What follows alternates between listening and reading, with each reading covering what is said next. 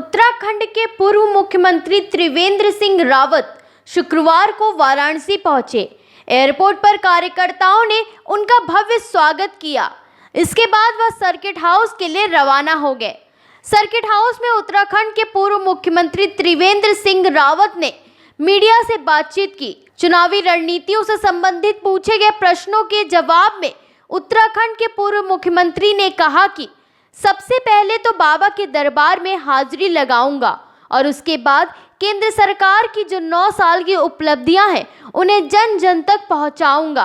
पहले तो बाबा जी के दर्शन करेंगे नए रूप में, नए स्वरूप में, और फिर जो हमारी यहाँ की 5 लोकसभा सीटें हैं, पार्टी के द्वारा आजकल महासंपर्क अभियान चल रहा है, जो केंद्र सरकार की 9 वर्ष की उपलब्धियां हैं उनको जन जन तक पहुंचाने की दृष्टि से ये कार्यक्रम इस समय लगे हैं।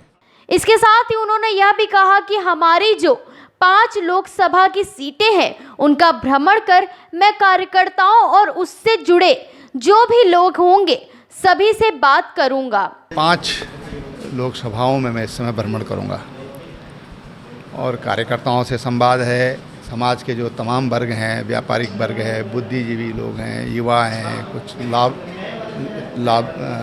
लाभार्थी हैं, ऐसे तमाम जो अनेक वर्ग हैं उनके बीच में जा कर के बातचीत करेंगे। वहीं उत्तराखंड के पूर्व सीएम ने पीएम के कार्यकाल में वाराणसी के साथ साथ पूरे देश में जिस प्रकार से विकास कार्य किए गए उसकी सराहना की। 2024 चुनाव है और प्रधानमंत्री जी ने के नेतृत्व में जिस तरह से देश भर में काम हुआ है, केवल बनारस में काम हुआ ऐसा नहीं है, तो देश के कोने कोने तक मैं कह सकता हूँ कि मैं उत्तराखंड से हूँ। लगभग 650 किलोमीटर की अंतर्राष्ट्रीय सीमाएं हैं और सीमा के अंतिम छोर तक आज बहुत बेहतरीन किस्म का रोड नेटवर्क खड़ा हुआ है, रेल नेटवर्क हमारे यहाँ जैसे खड़ा हुआ है और हेली सर्विस बहुत बेहतर किस्म की सेवाएं आज हुई हैं। इन सारी चीज़ों को लेकर के हम जनता के बीच में जाएंगे। मीडिया से बातचीत में आगे उन्होंने पहलवानों के विरोध को लेकर कहा कि पहलवानों ने जो कुछ भी कहा उस पर जांच चल रही है। जनता ने और देश ने उनको बेहद सम्मान दिया है और इस पर राजनीतिक पहलू नहीं आना चाहिए। पहलवानों ने जैसे कहा वैसे उसमें जांच चल रही है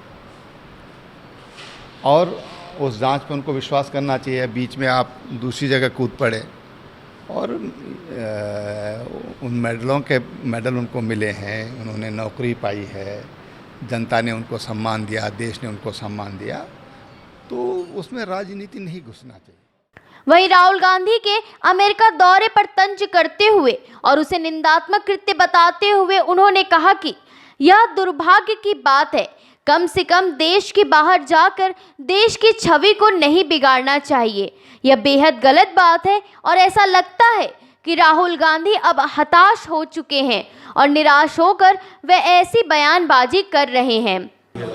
ये दुर्भाग्य है और कम से कम विदेशों में जाकर के देश की छवि खराब नहीं करना चाहिए। अगर राजनीतिक विरोध है भी तो देश के अंदर है, बाहर तो वयम पंचाधिकम सतम, उस दर्शन पर चलना चाहिए।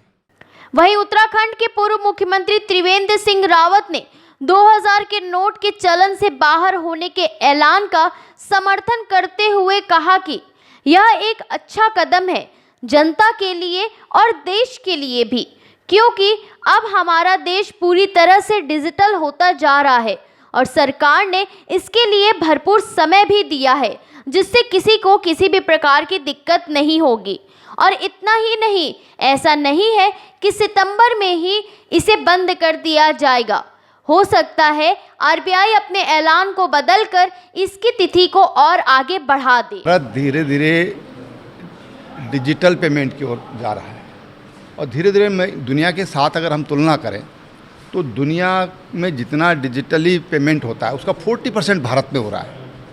तो भारत धीरे धीरे एक विकसित राष्ट्र और जीरो करप्शन की ओर जा रहा है और मैं समझता हूँ कि एक बहुत अच्छा कदम है ये जब डिजिटली हम पेमेंट कर रहे हैं, आप सब्जी वाला है, आजकल जो मोची जूते सीता है, उसके पास भी वो भी डिजिटल टेक्नोलॉजी का इस्तेमाल कर रहा है।